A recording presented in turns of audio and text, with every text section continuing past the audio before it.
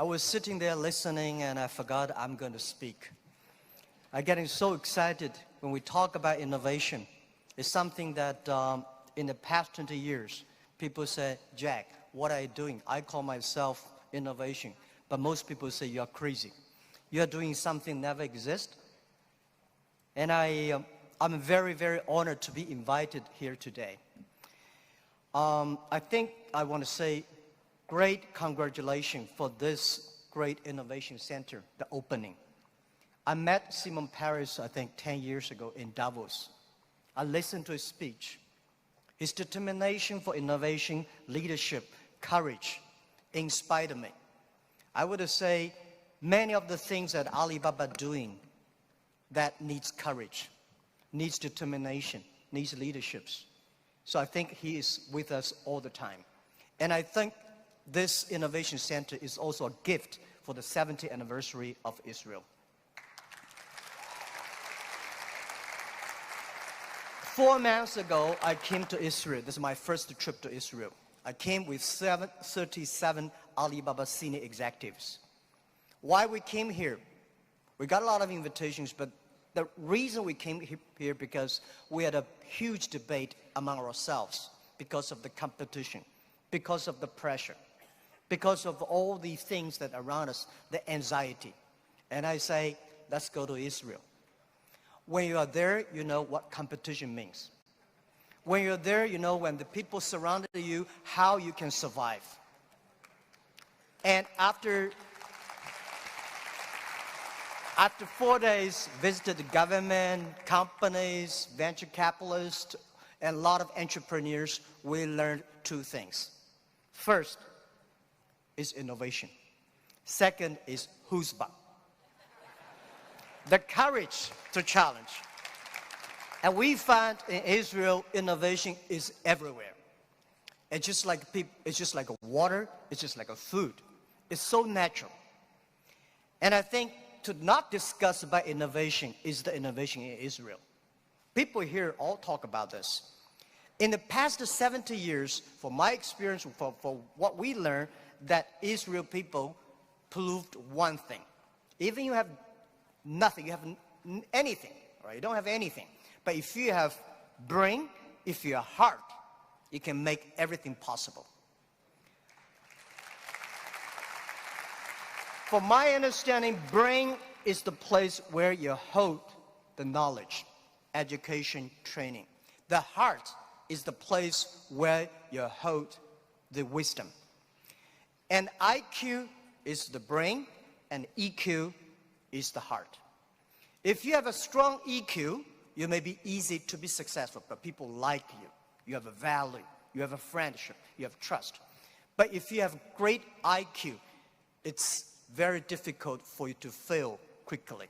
A lot of people easy to get success, but losing very quickly. That's because they don't have enough IQ.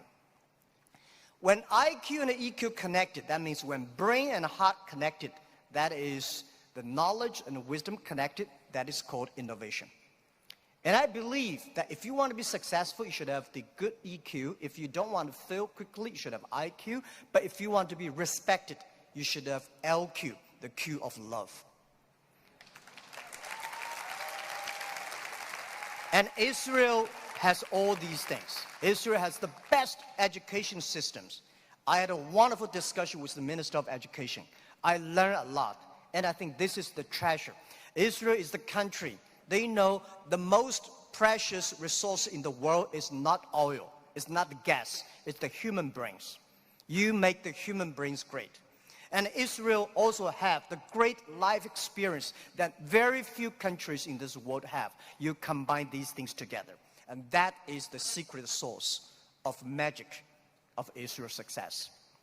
I'm very happy to hear that today the innovation is for better life. And this is Israel innovate not only for himself, not only for Israel, Israel innovate for humans, for the world. And this is the exact LQ we need. Today I come here to discuss about innovation. Where the idea come from? And people say, Jack, after 19 years in, being an Alibaba founder and a CEO, what you've got. People say you got rich. I think the wealth I've got is that I've known and seen, met so many great people in the world. I remember one story. After Second World War, a grandson asked grandfather, "Grandfather, you joined the war. So are you a hero in the war?" The grandfather said, "No, I'm not the hero, but I have the honor to work with and fight together with all the heroes. I'm lucky enough in the past 19 years, I have the honor to meet so many great leaders and make so many great entrepreneurs, innovators. I think from them, I have the honor. This is my wealth, and I want to share with you. Most of innovations, not because they want to, because they were forced to. Israel, there's no water, no oil, no resources. And most people innovate for success. And I found Israel people innovate for survive. You don't have diamond, but you have the biggest diamond exchange in the world. And you don't make cars, but you have the best car technology in the world. You don't have water. And first time, 4 months, I heard that you are one of the biggest export of vegetables and fruits to the Europe. And you don't have water. That's amazing. And the other thing is that Alibaba, people say, "Jack, you are amazing. How could you make such a huge investment in 9 years ago to develop cloud computing? And you know nothing about technology." That is true. I know nothing about technology. I'm scared of technology. So I was the first the product tester of my company, because I said, if I can use it, 80% of people can use it. If I cannot use it, 80% don't want to use it. So 9 years ago, I know if we do not develop technology on cloud computing, Alibaba will bankrupt, because we cannot afford the cost of IBM and Oracle. The cost of using this IT so too expensive for us. So we have to innovate. We have to design a technology that is simple enough. If we can use that technology simple and cost effective, not only for Alibaba, it's also going to support millions of small business. We were forced. And the other thing is that, we have 11/11. November 11 is the largest shopping day of China. Last year, for the first minute of November 11, we had 80 million people came in for the first second. With that good technology, our company will bankrupt immediately. We sold more than $24 billion last year for one day. This year, we don't know how much we will sell for one night. It's the technology behind it. So we were forced to do that. And today, a lot of people say, "Oh, young people have no opportunities." I think that thing I've heard for 40 years. When I was young, I hated Bill Gates, because I think Microsoft take all the opportunity. IBM, Oracle, they take all the opportunity. But later I found, when people start to complain, that is the opportunity. Most people keep on complaining. If you can solve the complaining, if you solve the problems, and that is the opportunity. Innovation is the way to solve anxiety, worries, unsatisfaction. Innovation is for happier life. So we believe through the innovation, you can grasp the opportunity for success. The first technology revolution released the physical power of human beings. The second technology revolution released the distance. And this is the third technology revolution, release the human brains. Human beings, like Prime Minister said last night, we never satisfied with today. And the way to make yourself to change yourself, to embrace this challenge is called innovation. And I would like to say, who are those kind of innovative people? Who are these kind of people? I would say those innovators, they look like crazy, stupid, lazy, and even liars. When we started Alibaba, I tell the story about I went to Silicon Valley raising fund. I talked to over 30 venture capitalists. They say, crazy. Alibaba, stupid, crazy name. And e-commerce in China won't work because China has no internet, China has censorship, no credit card, no delivery, nothing else. So they think it's impossible to make. They think, Jack, you're coming here to tell a lie. But we believe China has the future. We believe internet is going to change the China. And at that time, e-commerce in American style is only supported big companies. We believe small business. And people say, small business, they don't make money. How could you make money from them? They're right. We say, if small business in America, e-commerce for big companies, helping big company to cut the cost. We think helping small companies not to teach them how to cut the cost because they know better than you do. You should help them how to make the money. And washing machine. A lot of things are designed for lazy people. People don't want to wash, they have a washing machine. People don't want to climb, they have the elevators. Even the iPhone came, a lot of experts of telephone said, how could this stupid thing? There is no even press buttons. When Bell started to sell his telephones, a famous newspaper in America tell the policeman, please arrest that guy because he's cheating the people. So innovation. Innovative people are believers. Most people seeing is believing. People like us, we believe and we seal it. Innovators, they are not one person, they are a group of people. So when you invest in money in somebody, you should see, does this guy have followers? If you have a group of people who are crazy like him, that would be great. I remember early 2000, I went to the United States to talk about, make my speech about internet in the future in China. I believe internet population in China will be bigger than the USA. People say, that is not true. My reason was very simple. China have 1.4 billion people. USA have only 300 million people. Make everybody online, 300 million, right? So China has a huge potential for that. But one of the guys said, Jack, what you're talking about, internet companies should have values and missions. That is crazy. And I say, sir, please come to my company. So I came to Hangzhou, my company, spent 1 week, and the day he left, he said, Jack, I know you're crazy, but I found 100 people in your companies, they're all crazy. Crazy people don't think they're crazy. They think people outside they're crazy. So, and most of the innovators are not very successful people, because successful people, very difficult to change. I never try to convince successful people. They will tell you how they succeed, they will continue to do this. Those people who don't succeed, they always want to succeed. So one of the reasons why Alibaba succeed 20 years ago, we never try to convince those people who are successful. We try to spend time on the people who are 18 years old, 20 years old. They are not successful. So 20 years later, they become successful, we become successful. That is how we did it. Now most of the people who buy online, they are 35 to 40. 20 years ago, they only spent $2. Now they spend $3,000. That is the difference. Innovation has nothing to do with the technology.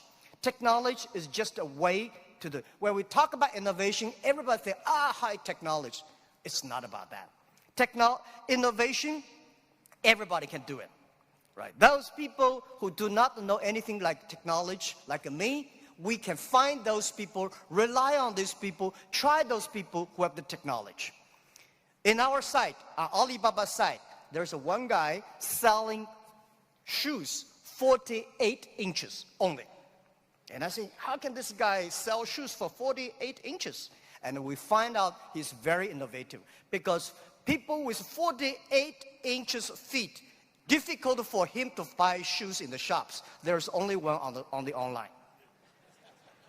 And there are a lot of innovative ways. Those guys design, lazy guys, they watch TV lying on the sofa. So they design a specific glass that you can lie on the sofa, watch on TV. They sell perfectly.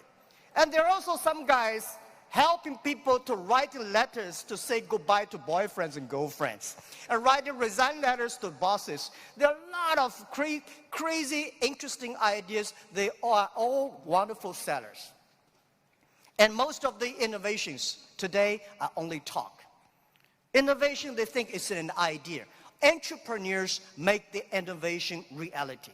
So we have to show a real entrepreneur have to believe in the future, have to suffer, have to be ready for the terrible lives in the future. So I believe everybody has the ability of innovation. But you just don't spend the time to discover that. And lastly, very important, is the government. Now, we are entering into a new world. This world is going to be very complex, very disrupted, and every technology revolution caused world problem.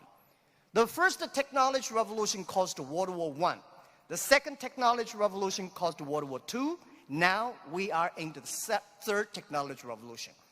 We should not have a third world war. But if there is a third world war, it should be the war against poverty, disease, and environment.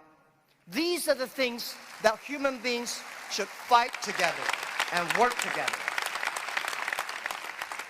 A government should to lead, not to govern. The government should empower and protect the innovation, not control the innovation. And I think the best investment for tomorrow is education. In the past 20 years, thank you. In the past 20 years, we make people like machines. Next 20 years, we will make machine like people. You like it or don't like it, we have to change ourselves. This thing is coming. What we should do to change our education systems, to teach our kids they can do the things the machine cannot do. This is the thing. It's concerned to every family, and every government should pay attention to that. And I think government should also encourage entrepreneurships. I really appreciate Prime Minister yesterday talk about entrepreneurs. It's the entrepreneurships that make ideas reality. Innovation is always going to be destroyed of yesterday. A lot of people who are successful yesterday will not like it. So government should know what not to do. Let me tell you one story. In 1860s, when UK had first the cars came in, automobile coming, they destroyed a lot of jobs of these horsemen. Horsemen at that time are the main jobs of the society. These are white-collar people. They went to the government, pushed the government, say, you should stop these cars because they're going to kill people on the road, it's going to destroy the jobs. So the government passed a law called Red Flag Bill. They do not allow any car drive faster than 7 miles per hour. And they should always follow behind the horses. That stop it. Protect the people for some groups of people's interest, but destroy the whole industry. And the other thing, innovation is interesting, and it's also going to stop by a lot of people. People don't like it. I went to the Museum of Basketball. You know, basketball used to have a basket. People threw the ball inside, and with a ladder to take the ball out. This thing has been lasting for 18 years. And there's one guy said, why not cut the bottom? And it will be easier. It's a great idea. Much more, basketball become more competitive, but people hate it. It's the people who hate it the most were the guy who with the ladder. He said, I'm losing my job. So this is what I want to say. People start to worry. Artificial intelligence, robots, jobs. But don't worry about it. Human beings are much smarter than machines. Machine can never control because machine only have chips. Human beings have the hearts. I remember 1995 when I studied internet in China. There is a big meeting. There is a small meeting among 24 people in Beijing in the evening for discussing for 3 hours. There are a lot of experts start to discuss about the internet. They think internet is going to destroy this, destroy that. A lot of worries. They think government should control it. Almost 22 years passed. Those things we worried never come up. Those things we did not worry all came up. And I want to say, don't worry about the future. Young people, don't worry about the future. And don't worry about the the size of the machine, I think small business don't worry about, because small business believe small is powerful, small is beautiful. Using innovation, small business can compete anybody in the world. And this is just like Israel. The small is beautiful and small is powerful. So my view is that rely on the young people, rely on the small business. Believe the future. Be optimistic. The world is beautiful. Today is just the beginning. But anything, remember, this is my philosophy of life the past 20 years. Today is difficult. Tomorrow is much more difficult. The day after tomorrow is beautiful. Most people die tomorrow evening. Thank you very much.